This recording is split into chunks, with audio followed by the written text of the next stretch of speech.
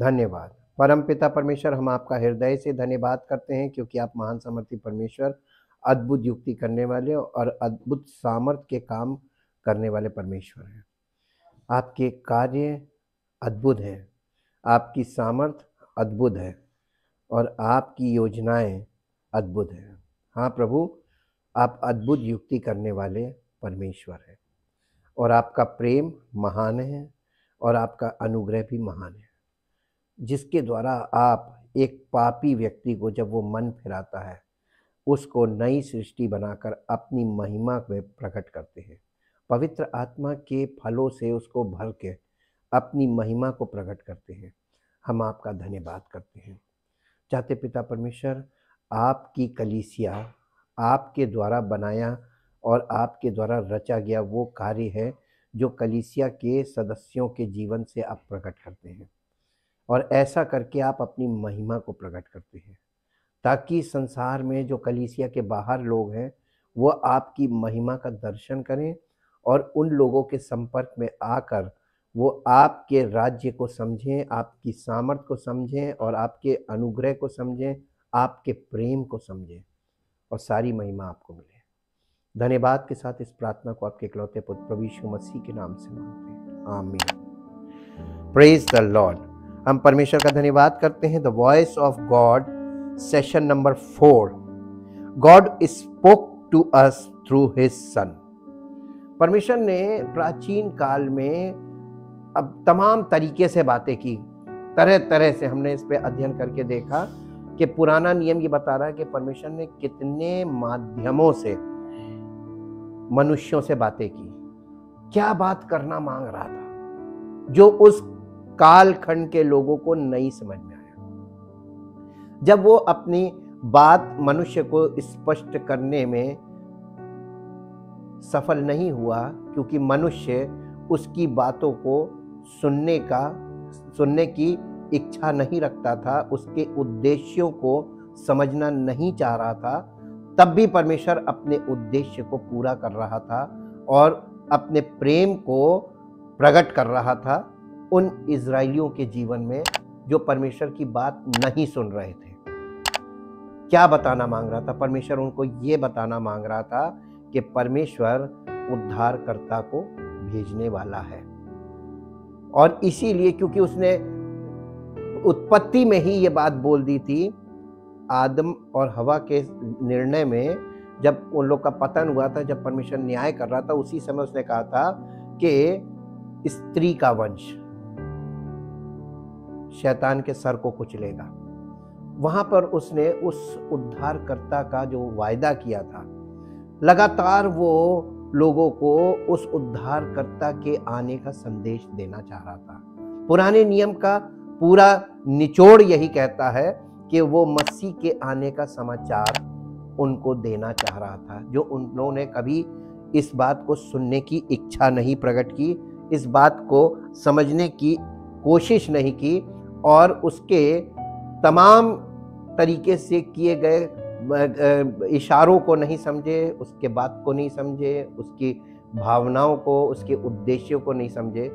At last परमेश्वर ने अपने पुत्र को भेजा और परमेश्वर ने तरह तरह से पुराने नियम में बातें जरूर की, लेकिन परमेश्वर ने अंततः अपने पुत्र के द्वारा बातें की। एक पद मेरे लिए पढ़ दीजिए जो आपको मिलेगा, इब्रानियों की पत्री उसका पहला अध्याय और उसका पहला और दूसरा दोनों पद आज मिलाकर पढ़िए, तब आपको पता चलेगा कि इब्रानियों का लेखक किस प्रकार से परमेश्वर की आवाज को या परमेश्वर की बात करने के तरीके को यहाँ पर संदर्भित कर रहा है। पूर्व युग में परमेश्वर ने बाप दादों से थोड़ा थोड़ा करके और भांति भांति से भविष्यवक्ताओं के द्वारा बातें कर इन अंतिम दिनों में हमसे पुत्र के द्वारा बातें की, बस जिसे उसने सारी वस्तुओं का वारिस ठहराया और उसी के द्वारा उसी के द्वारा, जिसके द्वारा, पुत्र के द्वारा उसने सारी सृष्टि की रचना की। यही तो बताना मांग रहा था इजरायलियों को, पूर्वजों को यही तो बताना मांग रहा था कि जिसके द्वारा हमने सारी सृष्टि की है उसको मैं भेजने पर हूं, वो मेरा इकलौता पुत्र होगा। लेकिन उस विषय पर उनको कुछ भी, ना तो वो सुनने को तैयार थे, ना समझने को तैयार थे। परमेश्वर के उद्देश्यों से मुंह मोड़कर अपनी धार्मिकता स्थापित करने में लगे हुए। राइचियसनेस ऑफ मेन, जब कोई, यीशु मसीह ने उन रिलीजियस लीडर्स को, जो यहूदी रिलीजियस लीडर्स थे, उनको मत्ती रचित सुसमाचार के 23 अध्याय में इस बात को क्यों बोला, हे अंधे अगुओ, तुम पर हाय, यानी हाय का मतलब तुम श्रापित हो। क्यों उनको कंडेम कर रहा था, क्यों उनके विरोध में बोल रहा था? क्योंकि वो ये कह रहा था तुम एक व्यक्ति को अपने मत में लाने के लिए, जितने लीडर्स होते थे उनके अपने अपने मत होते थे। तो राइचियसनेस ऑफ मेन, जब किसी व्यक्ति को, ये मनुष्यों की धार्मिकता क्या है मालूम है? 10 मनुष्य हैं, मनुष्यों की धार्मिकता में अगर 10 मनुष्य हैं तो वो 10 धार्मिकताएं हैं, और वो 10-10 व्यक्ति एक एक व्यक्ति को जब अपने मत में लाने के लिए काम करते हैं तो इसको कहते हैं सेल्फ राइचियसनेस। वो अपनी धार्मिकता स्थापित करते हैं। और क्या यही चीज तब से आज तक नहीं होती आ रही? यही इतिहास चला आ रहा है, और इतिहास यही बता रहा है कि सब लोग अपनी अपनी धार्मिकता स्थापित कर रहे हैं। अब जितने पास्टर्स हैं आज के युग में, कलीसियाई तौर पर, हर कलीसिया का अपनी एक धार्मिकता है। अगर आप वचन के अनुसार जाकर देखिए, जो कि नहीं होनी चाहिए। परमेश्वर की धार्मिकता कहां गई फिर? पौलुस ने इस विषय में यहूदियों को ही सामने रख के बात की। उनके अंदर धुन तो है लेकिन बुद्धिमानी के साथ नहीं। और वो लोग करते क्या है, वो अपनी धार्मिकता स्थापित करने में इतना मगन रहते हैं जिसे रिलीजियस सिस्टम कहते हैं, और परमेश्वर की धार्मिकता से अनजान होकर अपनी धार्मिकता स्थापित कर रहे हैं। यही चीज तो आज भी चल रही है। इसीलिए उन लोगों का सिस्टम और कलीसियाई युग, ये दोनों मिलकर वही कर रहे हैं जो वो कर चुके हैं, वही आज किया जा रहा है। और सबोपदेशक में यही बात लिखी, जो हो चुका है वही फिर से होगा। History repeats itself. इतिहास दोहर रहा है, और किसी को नहीं पता चल रहा है कि वो जो कर रहे हैं वो परमेश्वर के वचन के अनुसार सही है भी कि नहीं, लेकिन कर सब वही रहे। जो था वही कर रहे हैं, तो गलत था गलत कर रहे हैं। तो इसका रिजल्ट क्या होगा? उसका आपको परिणाम कभी नहीं मिलेगा। अब एक पद और पढ़ दीजिए नए नियम में, लूका रचित सुसमाचार 9 अध्याय का 35 पद। देखिए, यीशु मसीह का जब ट्रांसफिगरेशन हुआ, यानी रूपांतरण हुआ, वो अपने 2 चेलों को लेकर गया और एक पहाड़ पर गया, वहां पर उसका रूपांतरण हुआ। और वहां पर जब रूपांतरण हुआ तब वहां पर वो उसके चेले उससे कहने लगे, हम यहाँ पर 3 मंडप बनाए। क्या देखा था उन्होंने उस रूपांतरण के दृष्टांत में? क्या देखा था? यीशु मसीह से मूसा और एलिया बातें कर रहे थे। उन्होंने ये नहीं ध्यान दिया कि वो किस विषय में बातें कर रहे हैं, क्या बातें कर रहे हैं। और वहां पर मूसा और एलिया, मूसा रिप्रेजेंट्स द लॉ, एलिया रिप्रेजेंट्स प्रॉफिट। आप नए नियम में देखिए कि व्यवस्था और भविष्यवक्ता यूहन्ना बपतिस्मा देने वाले तक के समय के लिए थे। उसके बाद से परमेश्वर के राज्य का सुसमाचार प्रचार किया जा रहा है। तो परमेश्वर का राज्य कौन है? परमेश्वर का इकलौता पुत्र प्रभु यीशु मसीह। तो वहां पर 3 लोग हैं, और ये 3 हैं जो उनके साथ बातें कर रहा है। यीशु मसीह के साथ कौन लोग बातें कर रहे थे? व्यवस्था और भविष्यवक्ता। व्यवस्था आई मूसा के द्वारा, भविष्यवक्ताओं का जो मुख्य है वो है Elijah. Elijah represents prophets and Moses represents law. Law and prophet talking with Jesus Christ with grace.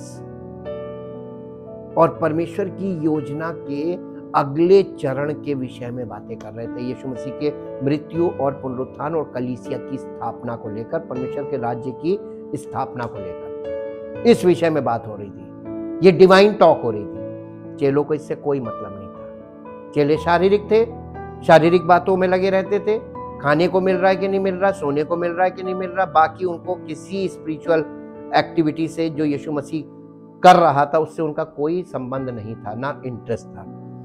तो वो पतरस कहने लगा कि पतरस था कि यूहन्ना, दोनों में से कोई एक चेला बोला कि हम यहाँ पर 3 मंडप बना लें, एक एलिया के लिए, एक मूसा के लिए और एक यीशु मसीह के लिए।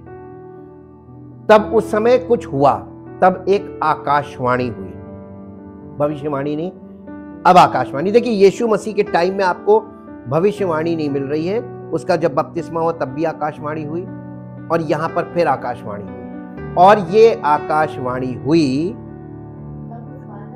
तब उस बादल में से ये शब्द निकला,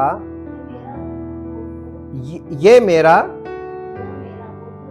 मेरा पुत्र और मेरा चुना हुआ है, इसकी सुनो। क्योंकि प्राचीन काल से लोग मूसा की नहीं सुनते थे, अपनी बोलते थे, भविष्यवक्ताओं की सुनते नहीं थे बल्कि बोलते अपनी थे। अब यीशु मसीह के साथ भी वो वही एक्शन कर रहे थे। तब ये आकाशवाणी हुई कि ये मेरा प्रिय पुत्र और मेरा चुना हुआ है, इसकी सुनो। इंग्लिश में पढ़ दीजिए इसको, इंग्लिश में the gospel of Luke chapter 9 verse 35, यहां इस प्रकार से लिखा हुआ है, Luke chapter 9 verse 35, then there came a voice out of the cloud saying, this is my son, my chosen one, or my beloved, listen to and yield to and obey him। केवल ये नहीं कहा था इसकी सुनो, इसकी सुनो, इसकी बातों को ग्रहण करो और इसकी बातों को मानो। इंग्लिश में इसीलिए पढ़वाया, ये कंप्लीट बात कही गई थी कि इसकी सुनो, उसको ग्रहण करो जो ये बोल रहा है और उसकी आज्ञा मानो। ये बोल कौन रहा था? God spoke, they heard the voice, here the voice of God. आप लोग को रिटन वर्ड में भी परमेश्वर क्या बोल रहा है, द वॉइस ऑफ गॉड मिलेगी। आपको ध्यान देना है कि वो वॉइस क्या बोल रही है और उस वॉइस की को आपको फॉलो करना है, मानना है। ये ऑप्शनल नहीं है। The voice of God is not optional, mandatory. ये मैंडेटरी वॉइस है।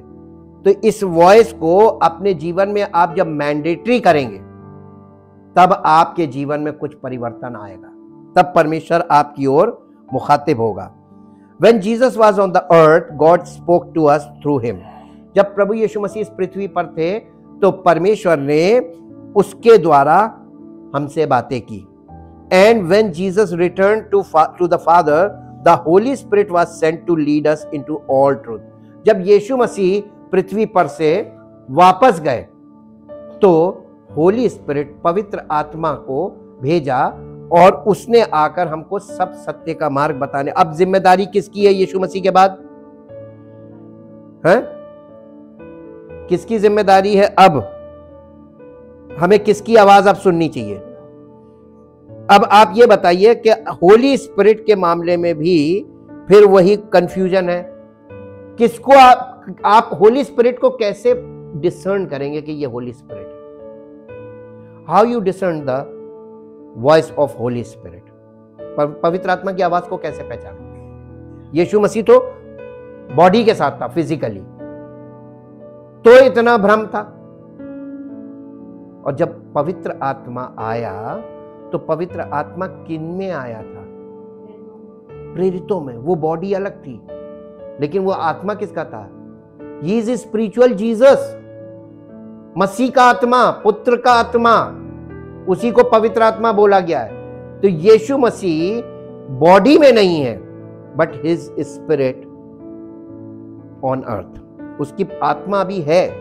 और जहां कहीं उसका आत्मा है वहीं पर उसकी उपस्थिति और उसकी सामर्थ्य आपको काम करती हुई और प्रकट होती हुई दिखेगी। और इसीलिए या पहला यूहन्ना उसके 4 अध्याय के पहले पद में लिखा, हर एक आत्मा का विश्वास न करो वरन आत्माओं को। अब हमारे पास ग्रेट चैलेंज है for the people of the church, कलीसिया के लोगों के लिए बहुत ग्रेट चैलेंज है to discern the Holy Spirit, the voice of the Holy Spirit, पवित्र आत्मा की आवाज को पहचानना। अगर फॉल्स बॉडी से पवित्र आत्मा बात कर सकता है, पवित्र आत्मा ने यहूदा इस्करियोती के द्वारा बात की। पवित्र आत्मा ने जिनके द्वारा, जो जिन पर पवित्र आत्मा उतरा था, वो कौन लोग थे? पवित्र आत्मा किन लोगों पे उतरा था पेंतेकोस्त के दिन?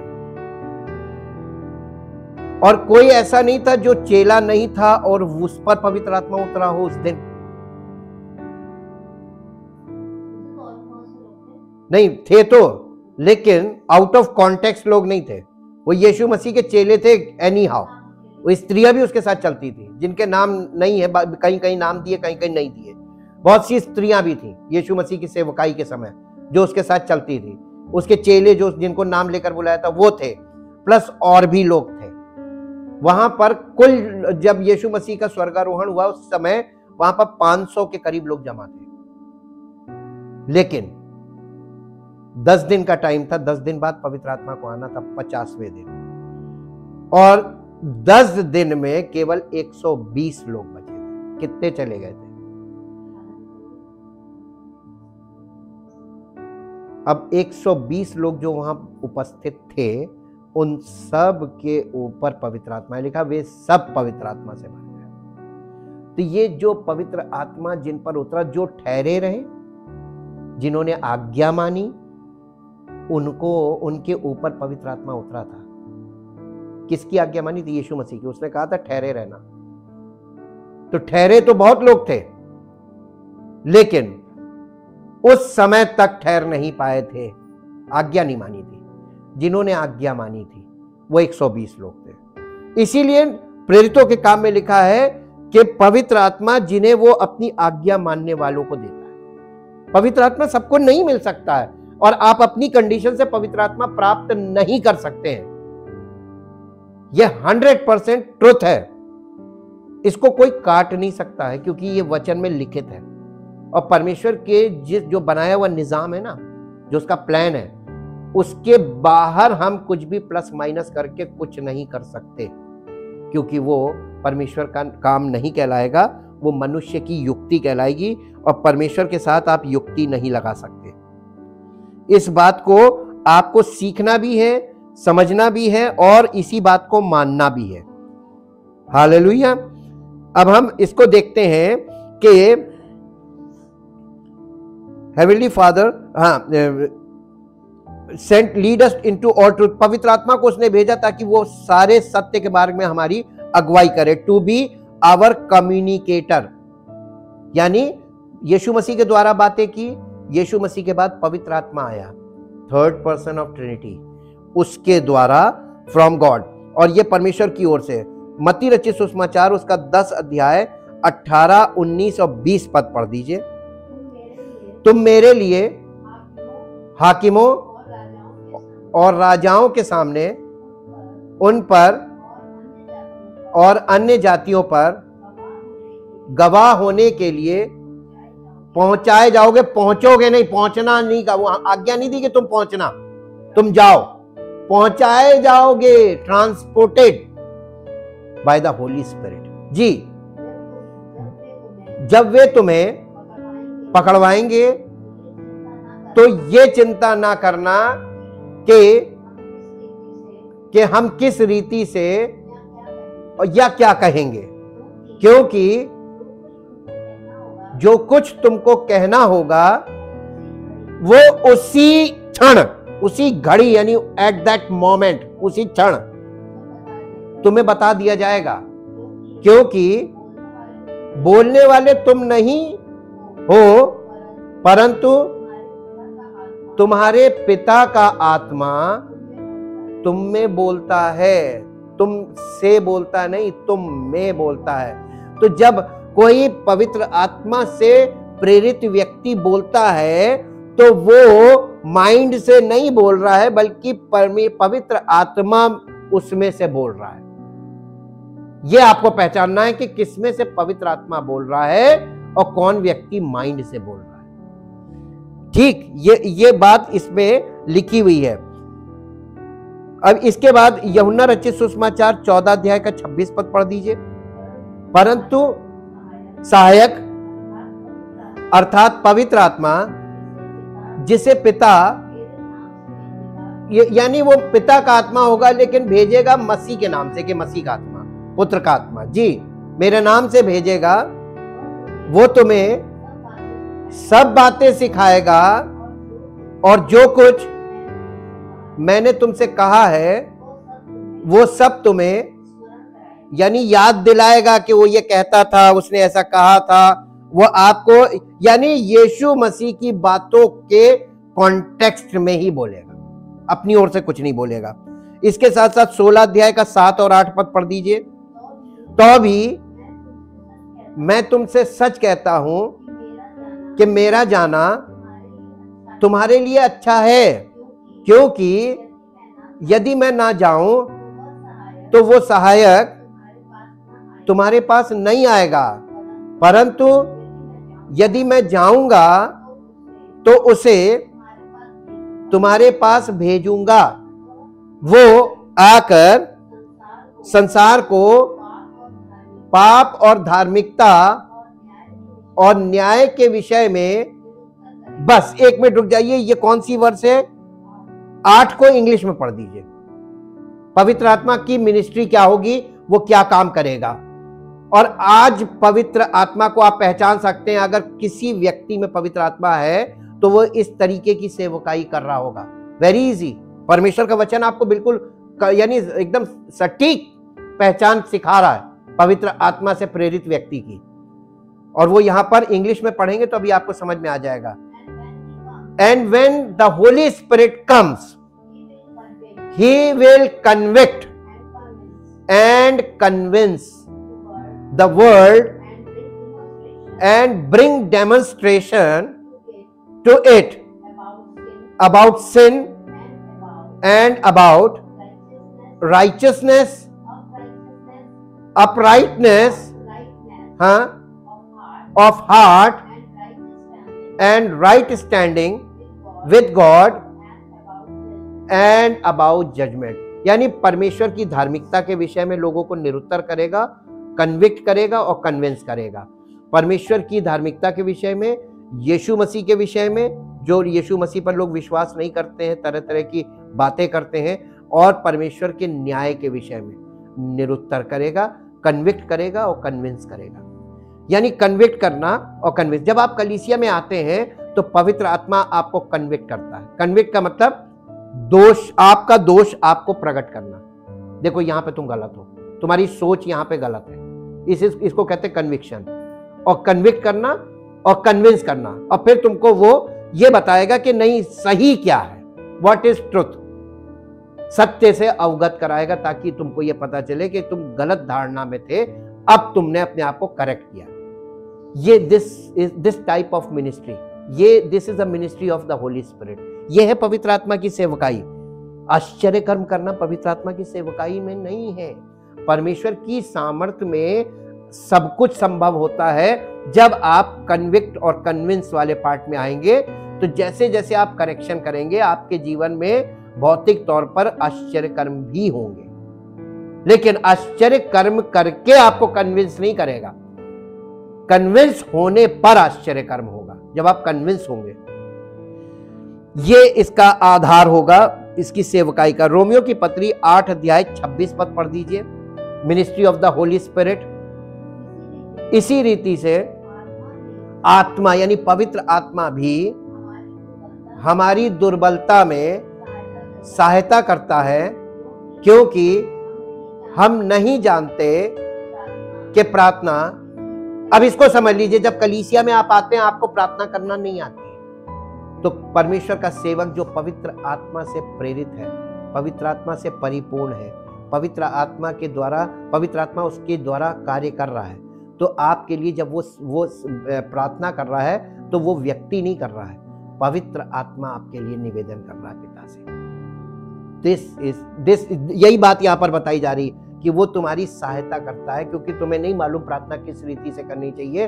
पवित्र आत्मा स्वयं आहें भर भर कर परमेश्वर से, परमेश्वर की इच्छा के अनुसार वो प्रार्थना करता है, क्योंकि उसको मालूम है कि अगर ये व्यक्ति प्रार्थना करेगा ये अपनी इच्छा की में बात करेगा, जबकि प्रार्थना का मतलब है परमेश्वर की इच्छा के अनुसार उसके सामने कुछ रखना। जब आप उसकी इच्छा के अनुसार अपनी चीज को वहां पर, अपनी बात को वहां पर रखेंगे, तभी एप्लीकेबल होगी और सुनवाई के लायक होगी। लेकिन अगर आप ऐसा नहीं करेंगे तो वो सुनेगा नहीं। आप शारीरिक बातें बोलते रहिए, आप बोलते रहेंगे, लेकिन आपको उत्तर मिलेगा नहीं। ये यहां पे सिखाया जा रहा है। इसके बाद 1 कुरिन्थियों 2 अध्याय 9 से 16 पद पढ़ दीजिए। 9 से 16 पद। परंतु जैसा लिखा है, जो बातें आंख ने नहीं देखी और कान ने नहीं सुनी, और जो बातें मनुष्य के चित्त में नहीं चढ़ी, वे ही हैं जो परमेश्वर ने अपने प्रेम रखने वालों के लिए तैयार की। परंतु परमेश्वर ने उन बातों को जो आंख ने देखी नहीं, कान ने सुनी नहीं, जो कभी आपके मन में कभी पैदा ही नहीं हुई, उन बातों को परमेश्वर ने अपनी आत्मा के द्वारा हम पर प्रकट किया, क्योंकि आत्मा सब बातें वरन परमेश्वर की गूढ़ बातें भी जांचता है। मनुष्यों में से कौन किसी मनुष्य की बातें जानता है? केवल उस मनुष्य की आत्मा के जो उसमें है। वैसे ही परमेश्वर की बातें भी कोई नहीं जानता, केवल परमेश्वर का आत्मा। परंतु हमने संसार का आत्मा नहीं, परंतु वो आत्मा पाया है जो परमेश्वर की ओर से है, कि हम, ये परमेश्वर का आत्मा हमें काहे के लिए दिया गया, ताकि हम उन बातों को जाने जो परमेश्वर ने हमें दी हैं, जिनको हम मनुष्यों के ज्ञान की सिखाई हुई बातों में नहीं, परंतु आत्मा की सिखाई हुई बातों में, आत्मिक बातों से मिला मिलाकर सुनाते हैं। परंतु शारीरिक मनुष्य परमेश्वर की आत्मा की बातें ग्रहण नहीं करता, क्योंकि उसकी दृष्टि में, यानी उसका दृष्टिकोण उन बातों को एक्सेप्ट नहीं कर पाता। उसके दृष्टिकोण में वो मूर्खता की बातें होती है जी, और ना वो उन्हें जान सकता है, नहीं वो परख भी नहीं सकता कि ये सही बोल रहे हैं कि गलत बोल रहे हैं, क्योंकि उनकी जांच, हाँ, इसीलिए बॉर्न अगेन लोगों के लिए kingdom of God is only for born again people. परमेश्वर की आत्मा की आवाज सुन सब सकते हैं, लेकिन सुनकर रिस्पॉन्ड बॉर्न अगेन वाले ही कर पाएंगे, फिजिकल लोग नहीं कर पाएंगे जी। आत्मिक जन सब कुछ जांचता है, परंतु वो आप किसी से जांचा नहीं जा सकता, क्योंकि प्रभु का मन, यानी प्रभु का मन, the mind of Jesus Christ, हमको पवित्र आत्मा के द्वारा क्या दिया गया है? The mind of Jesus Christ, the mindset of Jesus Christ.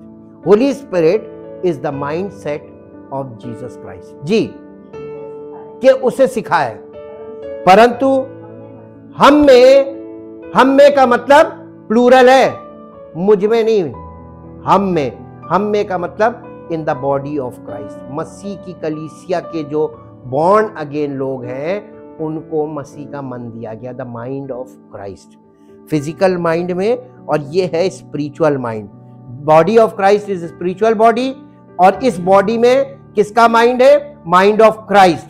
और ये हमारे जीवन में स्पिरिचुअल माइंड डेवलप किया जाता है पवित्र आत्मा और वचन के द्वारा। एंड प्रेरितों के काम 8 अध्याय का 29 पद पढ़ दीजिए। तब आत्मा ने फिलिप्पुस से कहा, निकट जाकर इस रथ के साथ हो ले। ये पवित्र आत्मा की आवाज उसने सुनी ना, क्योंकि वो राइट पर्सन था। देखिए प्रेरितों काम में बहुत ढेर सारे पवित्र आत्मा से भरे हुए लोग आपको नहीं मिलेंगे। ये मैच्योर लोग बहुत ढेर सारे नहीं मिलेंगे, इक्का दुक्का मिलेंगे। ये इतना आसान नहीं था और ये मनुष्य के प्रयास पर भी नहीं हो सकता। इसी के साथ 13 अध्याय का 2 पद पढ़ दीजिए, प्रेरितों के काम। जब वे उपवास सहित प्रभु की उपासना कर रहे थे तो पवित्र आत्मा ने कहा, मेरे लिए बरनबास, शाऊल जिसे पौलुस कहते हैं, शाऊल को उस काम के लिए अलग करो जिसके लिए मैंने उन्हें बुलाया है। ये पवित्र आत्मा के लिए उनको अलग करने को कहा जा रहा है। ये कौन बोला? Jesus Christ. Jesus said, I will build my church. Who is building the church in the first century? Jesus Christ. वो अपनी कलीसिया बनाता है और वो पवित्र आत्मा के द्वारा काम करके अपनी कलीसिया बनाएगा। व्यक्तियों को भी वही चूज करेगा, वही अपॉइंट करेगा। ऐसे थोड़ी ना कि किसी ने किसी को बैठा दिया। ये मनुष्यों की कार्य नहीं। If you are a believer, अगर आप विश्वासी हैं, the Holy Spirit dwells within you, तो पवित्र आत्मा आप में निवास करता है। But it is still necessary, और लेकिन फिर भी यह आवश्यक है, अत्यंत आवश्यक है, to nurture your relationship with your heavenly father in order to learn how to be attentive to his voice. तो इसके बावजूद पवित्र आत्मा तुम में निवास कर रहा है, लेकिन इसके बावजूद तुम आत्मिक तौर पर बच्चे हो और तुमको यह आवश्यक है कि पवित्र आत्मा से प्रेरित व्यक्ति जो तुमसे वयस्क है, जिसे प्रभु यीशु मसीह ने कलीसिया में नियुक्त किया है, उसके अंडर में रहकर स्वर्गीय पिता की उन बातों को कि वो तुमसे, यानी उसकी आवाज को पहचानने के लिए अटेंटिव होना सीखो। Learn how to be attentive to his voice, कि उसके आवाज को हम कैसे, यानी सुनने के लिए कैसे तैयार रह सकते हैं। As you grow in faith, जैसे जैसे तुम विश्वास में बढ़ते हो, and mature as a believer, जब आप विश्वास में बढ़ते हैं तो आप मेच्योरिटी, स्पिरिचुअल मेच्योरिटी में बढ़ते हैं एक विश्वासी होने के नाते। You will learn to hear God speak. तो आप सबसे ज्यादा इंपॉर्टेंट चीज क्या सीख रहे होते हैं? ये सीख रहे होते हैं कि परमेश्वर की आवाज को पहचानने लगते हैं। आपके माइंड में वो रजिस्टर हो जाती है और आप उस आवाज से पूरी तरीके से परिचित हो जाते हैं, तो आप कॉन्फिडेंटली उस वॉइस को सुनकर चल सकते हैं। Jesus said, my sheep hear my voice. यीशु मसीह ने कहा, मेरी भेड़ें मेरा शब्द सुनती हैं, एंड आई नो देम, और मैं उन्हें जानता हूं, एंड दे फॉलो मी, और वो मेरे पीछे हो लेती हैं। यूहन्ना रचित सुसमाचार 10 अध्याय उसका 27 पद पढ़ दीजिए। मेरी भेड़ें मेरा शब्द सुनती हैं और मैं उन्हें जानता हूं, और वे मेरे पीछे पीछे चलती हैं और किसी पराये के पीछे नहीं जाएंगी। किसकी भेड़ें? यीशु मसीह की भेड़ें यीशु मसीह को छोड़कर इधर उधर नहीं जाती हैं, लेकिन बाकी और किसी की भेड़ें हैं, वो तो इधर से उधर भागती रहती हैं। अब आपको ये चेक करना है कि आप किसकी भेड़ है। आपकी ये वाला चीज, ये चैलेंज है बहुत बड़ा, बहुत आसान मत समझिए। इसमें चैलेंज ये है कि आपको ये डिसर्नमेंट चाहिए। Learn how to discern the voice of Jesus Christ through the Holy Spirit by his word. Thank you Jesus. परमपिता परमेश्वर, हम आपका बहुत धन्यवाद करते हैं आपके उद्देश्यों के लिए, जिसके लिए आप पवित्र आत्मा के और वचन के द्वारा सब लोगों से बात करना चाहते हैं, ताकि आपकी मर्जी हम सबके जीवन में पूरी हो सके और हमारा जीवन आपकी महिमा का कारण बने और सारी महिमा आपको मिले। प्रभु, हम चाहते हैं कि आपकी मर्जी हम सबके जीवन में वैसे ही पूरी हो जैसा आपके वचन में वर्णन किया गया है, आपकी योजना के अनुसार, और आपकी सामर्थ प्रकट हो और हम नई सृष्टि बनकर इस बात में आपकी महिमा का कारण बने कि आपने हमें इस लायक किया है। हमने कुछ नहीं किया, हम कुछ कर भी नहीं सकते, सब कुछ तो आप कर रहे हैं। हम धन्यवाद करते पिता परमेश्वर, सारी महिमा आपको देते हुए इस प्रार्थना को आपके इकलौते पुत्र यीशु मसीह के नाम से मांगते हैं, आमीन। Praise the Lord.